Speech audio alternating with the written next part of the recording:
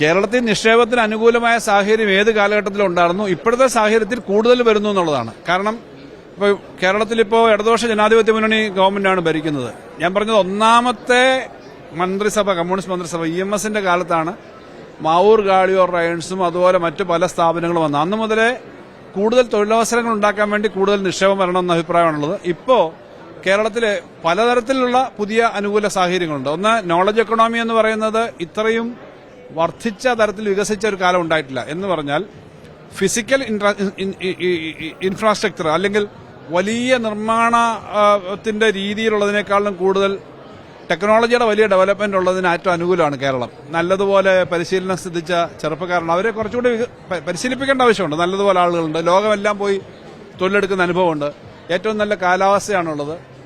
അടിസ്ഥാന സൗകര്യത്തിൽ വലിയ വികസനം ഇപ്പോൾ ഒന്നാം പിണറായി സർക്കാരിന്റെയും രണ്ടാം പിണറായി സർക്കാരിന്റെയും സമയത്ത് ഉണ്ടായിട്ടുള്ള റോഡിന്റെയും വിമാനത്താവളങ്ങളുടെയും തുറമുഖങ്ങളുടെയും ഒക്കെ വലിയ വ്യത്യാസം ഉണ്ടായിട്ടുണ്ട്. അതിപ്പോൾ വിഴിഞ്ഞം തുറമുഖം എന്ന് പറഞ്ഞാൽ ഇന്ത്യയിലെ എന്നല്ല ഈ മേഖലയിലെ ഏറ്റവും വലിയ തുറമുഖമാണ്. ഇതുപോലുള്ള അനുകൂല സാഹചര്യങ്ങൾ ധാരാളം ഉണ്ടായിട്ടുണ്ട്.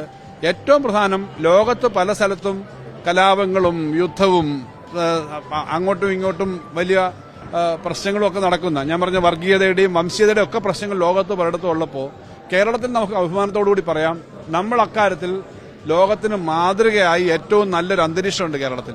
എല്ലാവർക്കും ഇവിടെ സുഖമായി ജീവിക്കാൻ കഴിയുന്ന കാലാവസ്ഥയും പ്രകൃതിയും അന്തരീക്ഷവും മാത്രമല്ല, മാനവവിഭവശേഷി മാത്രമല്ല, ഗോഡ്സ് ഓൺ കൺട്രി എന്ന് പറയുന്ന പരസ്യം വ്യക്തമാക്കുന്ന തരത്തിലേക്ക് എല്ലാവർക്കും സ്വതന്ത്രമായി സ്വസ്ഥമായി വ്യവസായം നടത്താൻ, ജീവിക്കാൻ എല്ലാം കഴിയുന്ന അന്തരീക്ഷമുണ്ട്. അതായിരിക്കും കേരളത്തിന്റെ ഏറ്റവും പ്രധാനപ്പെട്ട നല്ല പോയിന്റുകളിലൊന്ന്. നിക്ഷേപ സംഗമം വഴി സാമ്പത്തിക സ്ഥിതി മെച്ചപ്പെടുന്നത് ജനങ്ങളുടെയാണ്. സർക്കാരിന്റെ അതിന് അടുത്ത ഭാഗമേ വരുന്നുള്ളൂ. ജനങ്ങൾക്ക് കൂടുതൽ തൊഴിലവസരം ഉണ്ടാകുക, വരുമാനം വർദ്ധിപ്പിക്കുക. ഇവിടെ വന്ന എല്ലാവരും പറഞ്ഞൊരു കാര്യമുണ്ട്, $1 ട്രില്യൺ നമ്മുടെ കേരളം അതിവേഗം പോകും. $1 ട്രില്യൺ എന്ന് പറഞ്ഞാൽ 85 ലക്ഷം കോടി രൂപ വരുമാനമുള്ള ഒരു സംസ്ഥാനമാവും. GDP ആണ്. ഇപ്പോൾ ഒരു 15 ഈ വർഷം കഴിയുമ്പോൾ അടുത്ത സാമ്പത്തിക വർഷം 15 ലക്ഷം കോടിയിലേക്കാണ് നമ്മുടെ GSDP പോവുക.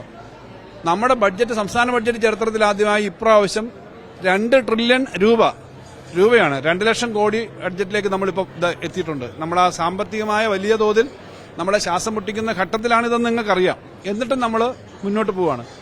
ഈ അടിസ്ഥാന സൗകര്യ വികസനത്തിന് വലിയ തോതിൽ പ്രാധാന്യം നമ്മുടെ ബഡ്ജറ്റിൽ കൊടുക്കുന്നുണ്ട്. ഇപ്പോഴും ഇത്തരം കാര്യങ്ങളെല്ലാം ചെയ്യുന്നതിന് സംസ്ഥാന ഗവൺമെന്റ് ആവശ്യമായ ഫണ്ട് മുന്നോട്ട് വെക്കുകയാണ്. വിഴിഞ്ഞം പോലുള്ള പദ്ധതികളുടെ കാര്യത്തിലൊക്കെ ഏകദേശം നമ്മൾ തനതായിട്ടാണ് ആ ഫണ്ട് വെക്കുന്നത്.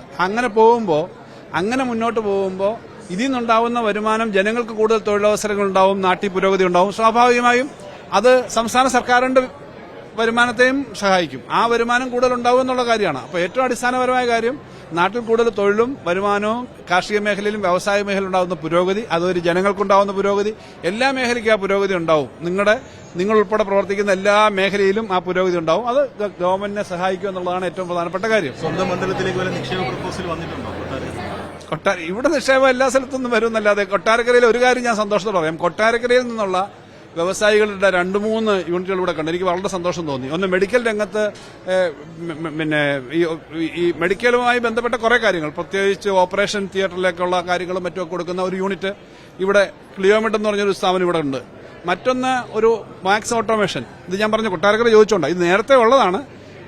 അതിവിടെ വന്ന് പ്രദർശിപ്പിക്കാവുന്ന തരത്തിലേക്ക് സെലക്ട് ചെയ്യുന്ന യൂണിറ്റായിട്ട് ഇവർ സെലക്ട് ചെയ്തിട്ടുണ്ട് വ്യവസായ വകുപ്പ്. എല്ലാ സ്ഥലത്തും ധാരാളം കാര്യങ്ങൾ വരുന്നുണ്ട്.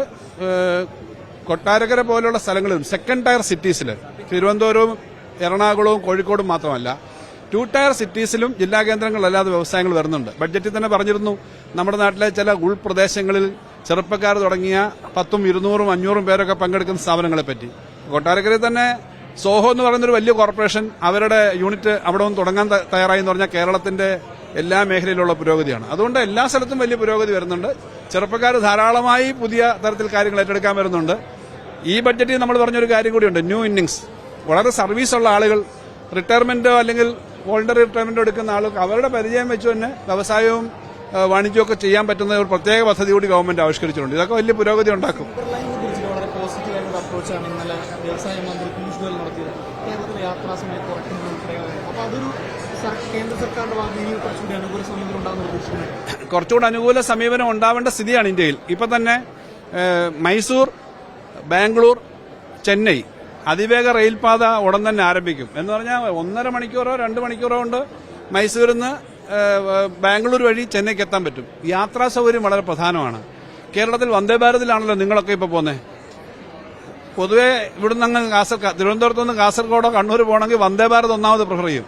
3-4 മണിക്കൂർ വ്യത്യാസമേ ഉള്ളൂ, 2-3 മണിക്കൂറേ ഉള്ളൂ. എന്നാൽ പോലും യാത്രാ സൗകര്യം കുറയുന്നത് വളരെ നല്ലതാണ്.